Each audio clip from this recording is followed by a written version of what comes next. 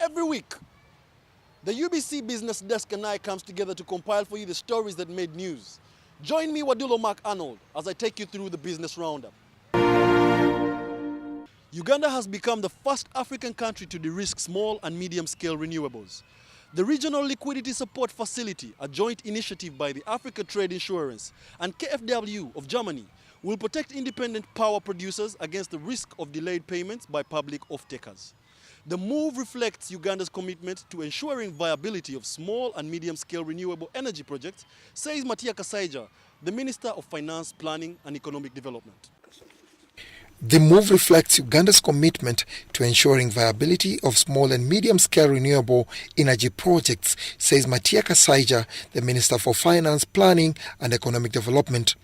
Many projects have failed in the past to access funding because this guarantee was not available. You know, bankers, and rightly so, even me, Kasaija, when I give you my money, I want to be sure that I will get it back. That's how to survive. If you don't do that, then you will be bankrupt and you'll be dead. So the banks, or other financial institutions who want to advance money to private investors to invest in our energy sector, particularly in the generation according to this, they want to be assured that they will get their money. Regional Liquidity Support Facility has an initial capacity equivalent to $74 million. This type of guarantee is a common requirement from the banks and fund projects. Why renewable energy? Of course, you know what's happening to the world now in terms of environment. Everybody wants to conserve. We all know about global warming. So renewable energy is more is better than the other type of energy, and that's why there are more donors and even international community who are involved in renewable energy. So ATI, through this facility, which is called the Regional Liquidity Facility, we are able to support utilities up to 50 megawatts projects to be able to be bankable. Because ITA and KfW of Germany see Uganda as an ideal market based on the relatively high number of viable independent power producers. The new initiative, the first of its kind in Africa, gives the necessary comfort to developers and lenders to invest in renewable energy projects. The transparency tool that comes with it is a welcome innovation, because it also gives confidence, and maybe we may see the cost of financing coming down as a result of this facility. Regional Liquidity Support Facility is a tool that can ensure more renewable energy projects reach financial close.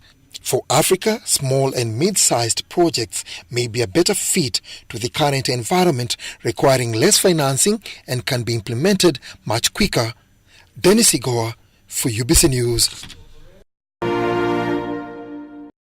This whole week has been about India-Uganda bilateral ties. India's Prime Minister Narendra Modi committed to putting Africa on top of its support priorities. Some of the support areas include fighting terrorism, opening the Indian markets, and keeping the Indian Ocean open for African business. Mr. Modi revealed this during his address to the Parliament of the Republic of Uganda. The Indian Prime Minister was in Uganda for a 2-day state visit. India's Prime Minister Narendra Modi has this Wednesday addressed Parliament. Earlier, Modi and his host, President Yoweri Kaguta Museveni, were received by Speaker of Parliament Rebecca Kadaga. Modi said Africa will be top on India's cooperation agenda in areas of fighting terrorism and extremism, opening India's markets to Africa, supporting Africa on climate change, skills training and exchange programs, keeping the Indian Ocean open to Africa, offering support to Africa in digital revolution, and establishing more factories in African countries. We will continue to intensify and deepen our engagement with Africa. As we have shown, it will be sustained and regular. 2, our development partnership will be guided by your priorities. It will be on terms that will be comfortable for you, that will liberate your potential and not constrain your future. Mr. Modi reaffirmed his pledge to construct a convention center in memory of Mahatma Gandhi, one of India's freedom fighters. Mahatma Gandhi firmly believed that India's freedom will remain incomplete so long as Africa remains in bondage. Modi commended his host, President Yoweri Museveni, for his efforts in democratizing Uganda, ensuring peace and stability. We fought against colonial rule together. Let us fight for mutual prosperity together. President Museveni commended Premier Modi for the visit and welcomed the need for continuous cooperation between India and Uganda. India is a market of 1.2 billion people under one political authority. Here we are 1.25 billion or so now, but we are fragmented into 54 countries or something like that. Exporting unprocessed raw materials and therefore getting little money and losing jobs and the lack of industrialization, the underdevelopment of the services sector, e.g. hotels, banking, transport, insurance, tourism, the underdevelopment of agriculture, and the attack on democracy. These are the bottlenecks which we face. After the address to Parliament, Modi departed to South Africa for the BRICS summit. Philip Aguta reporting.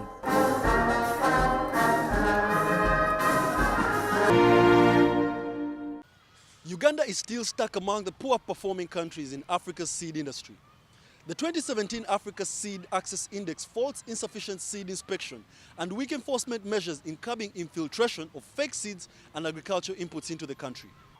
TASAI recently released a report that seeks to promote the creation and maintenance of enabling environments for competitive seed systems serving African farmers. Dennis Sigoa gave us this report. But the report gives out key things that Parliament of Uganda needs to bring out laws that protect the smallholder farmer. Inadequate seed inspectors and poor public-private collaboration is hampering the growth of Uganda's seed sector. The situation is exacerbated by the poor enforcement measures that have led to the infiltration of fake seeds that adversely affect yields. Other countries like Kenya have about 84 inspectors. Zimbabwe has inspectors in the 80s. Tanzania has inspectors in the 60s. But Uganda has about 12, 13 seed inspectors, which is a very low number. And that shortage of seed inspectors translates now to inadequate capacity for quality control along the value chain. So seed does not get checked and tested and inspected effectively as it should be, and that affects the quality assurance along the value chain. The African Seed Access Index ranks Uganda 11 out of 13 countries in their research. Uganda managed to perform better than only Senegal and the Democratic Republic of Congo. Zambia is the biggest exporter of maize into the whole of this region. There are only 12 million people. Our company in Zambia sells 8,000 tons of seed outside Zambia. That is almost 50% of Uganda's requirement, if 17 is true. Some of the best performing countries are Tanzania, Zambia, Kenya, Zimbabwe, and South Africa. Failure to address the valid concerns, Ugandan seed industry may lose out to the seed breeders in the COMESA market, argues Emma Jason, a seed stakeholder.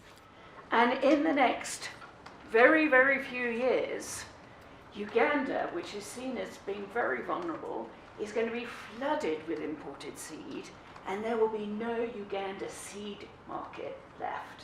Progress made towards the harmonization of seed regulations across the common market for Eastern South Africa region offers the potential to widen the scope of regional trade. Dennis Ikoa for UBC News. The Uganda Bureau of Statistics released its annual producer price indices for hotels and restaurants, the annual construction sector indices, as well as the construction sector indices. In all the categories, a significant rise in costs was recorded. The shilling's depreciation against the major foreign currencies is cited as the major catalyst.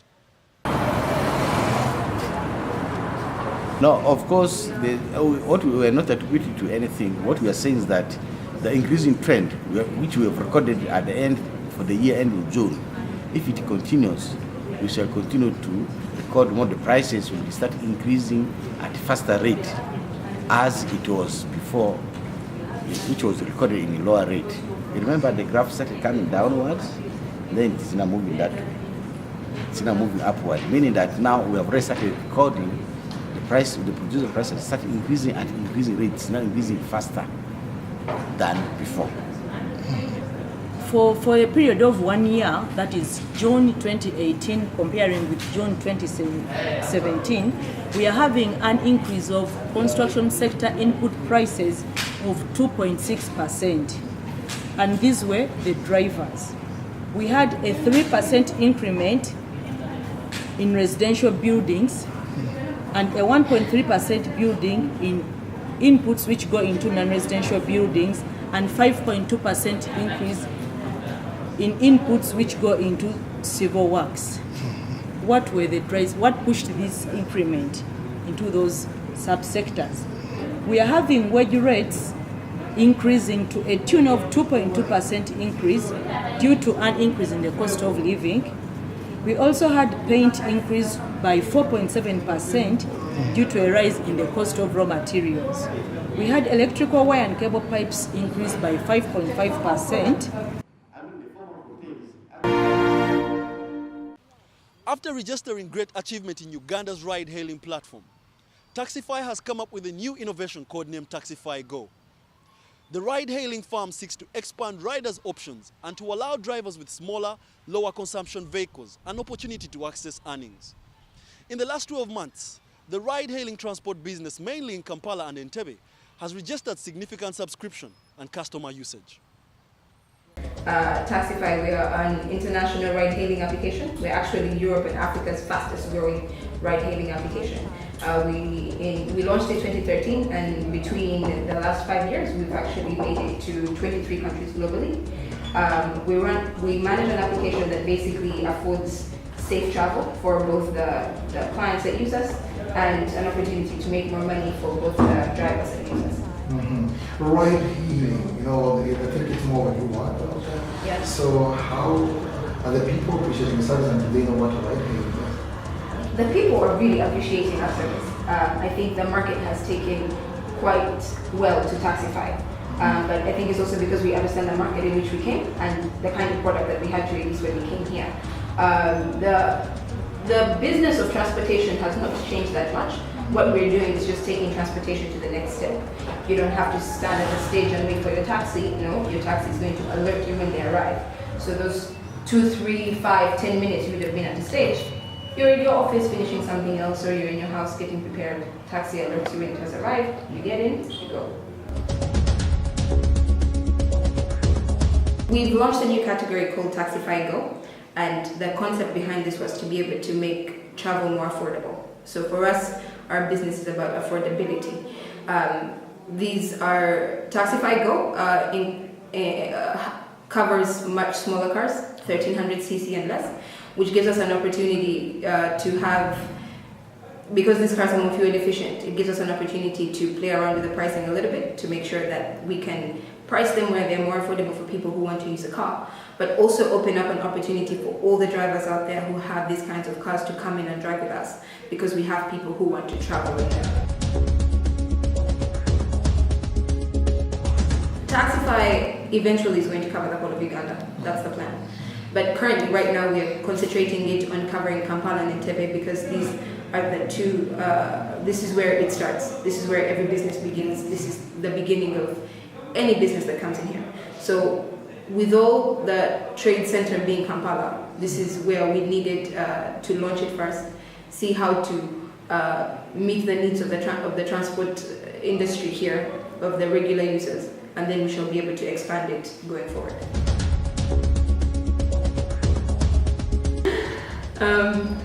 One of the challenges that we faced, I think, is to just, you have something new that you need people to be able to understand.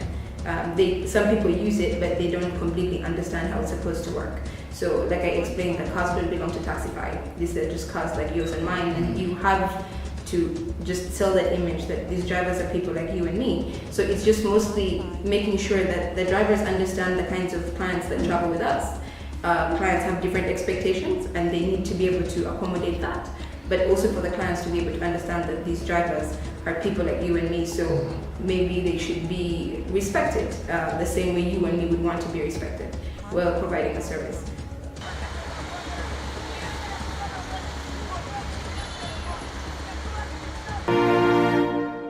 In our corporate wrap, Airtel Uganda is expanding its footprint across the country. The new drive comes on the heels of a successful network expansion, as well as a countrywide broadband expansion.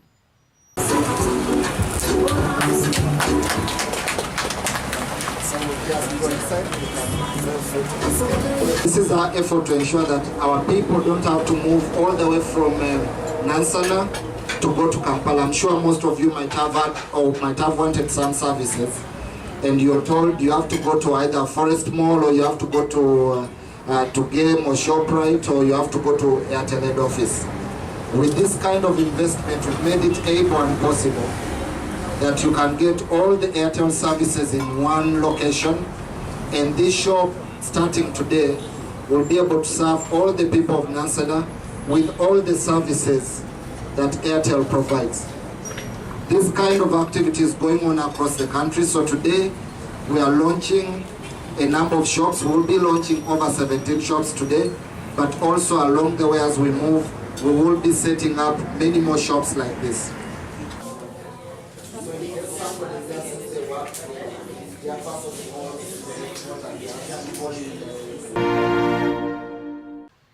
In another development, the Trade and Development Bank 34th Annual General Meeting will be hosted by Uganda. This was disclosed by Matia Kasaija, the Minister of Finance, Planning and Economic Development. At least 250 delegates are expected in the country early next week to discuss issues pertaining the provision of development capital in 24 African member states. Fourth Annual General Meeting that is scheduled for 30th and 31st of this month at Serena Hotel in Kampala, Uganda.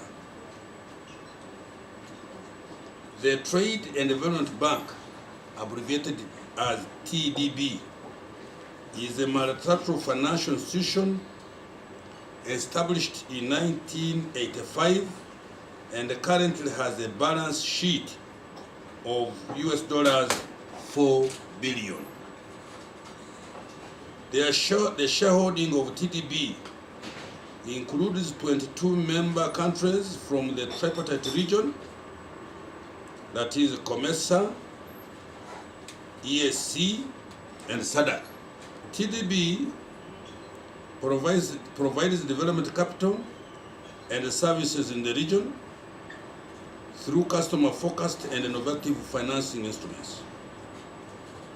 TDB has dual headquarters in Bujumbura, Burundi, and Ibene, Mauritius, with regional offices in Nairobi, Kenya, Harare, Zimbabwe, and Addis Ababa in Ethiopia. Projects supported by TDB. And onto the regional scene. The 10th BRICS Summit in South Africa concluded with major declarations from the member states. Brazil, Russia, India, China and South Africa agreed to boost their trade ties as well as fight protectionism. Let's have a glimpse of the 2018 BRICS Johannesburg Declaration. Now let's take a closer look at the 10th BRICS Summit Johannesburg Declaration. The leaders pledged to make all possible efforts to strengthen the multilateral trading system. They reaffirmed commitment to the United Nations, emphasizing its role in maintaining international peace and security. They also highlighted the UN's work to advance global development and protect human rights. The declaration also stressed the importance of an open world economy, noting the unprecedented challenges the multilateral trading system is facing. The leaders called on all WTO members to abide by its rules. And the leaders pledged to strengthen BRICS cooperation on international peace and security. They also emphasized the importance of people-to-people exchanges among members.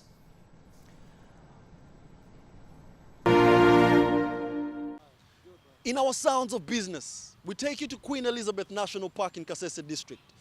It is only at Queen Elizabeth that the rare tree-climbing lions are found in the wild. I like to welcome you, Aquaba. I like to welcome you, Aquaba. Tushabe Venantius, Sergeant Ranger Guide, Queen Elizabeth National Park, stationed in ISHASHA. And we are here having a look at a pride of lions. And this is the commonest pride scene, which comprises of 4 adults, 3 females, and 1 sub-adult male, plus 4 cubs. They are here. Now, though the group is missing 1 female, maybe on the ground or up in the tree, somewhere else. And they are up in the trees because, as I said, we call them tree climbing lions. The reason is that they climb up in the trees, which is not common in other lions. And they are nowhere different, the same species of lions we have on the planet Earth. But these ones, they have that tactic and ability of climbing up in the trees because we feel it's because our soil here is clayish. So after rain, it holds a lot of water, so which forces them to leave that muddy, watery place to make themselves clean and smart, and then they go and rest up in the trees. That's why they commonly up in trees most of the time.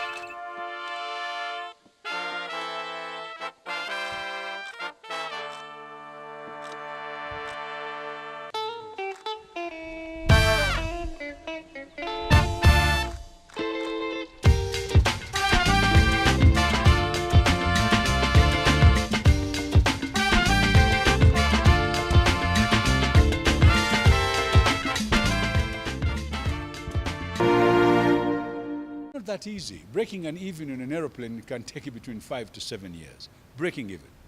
Secondly, you need 10 years to start making a profit. Thirdly, your marketing has to be good to make Entebbe a hub. Now, I'm talking about people who come from neighboring countries joining here to go to other destinations. Therefore, you need destinations that are popular. 1, you need a destination like London. 2, you need a destination like Dubai or a getaway to the east. We're now talking about China becoming one of the biggest markets in terms of people who are traveling. The question is, can you compete on that route? Directly to Entebbe and then Entebbe to other parts of Africa. Chinese are all over. Can you come to Entebbe and go to Angola, for example? Can you come to Entebbe and go to Dar es Salaam? Can you go to Entebbe and go to Kigali and go to other places not very far from here? The question would be, how can you compete with the existing people who are taking them abroad? Can you compete? Are you good at marketing? Now, this is why I keep telling you, everything comes back. Equipment is okay. Good aircraft is okay. Talking is good, you talk politics. But here we are talking about business. And we're talking about people who can market. And you're talking about people who have got the knowledge. They don't need to come and learn. We don't want learning curves of bringing people because they are. You know, we have this habit in this country. Everybody who's got a degree, they think he can do wonders. Unfortunately, that's not true. People have to be trained. They need to have experiences to run an airline like Uganda Airlines. Now this brings us to the end of our business roundup this week, but I'll leave you with a business tip. There are many kinds of businesses. There are those that you can manage alone, and there are those that you need to manage with others. But like the famous saying goes, if you want to move very fast, move alone. But if you want to go very far, move with others. My name is Wadulo Mark Arnold. Catch me here same time, same place. Good night.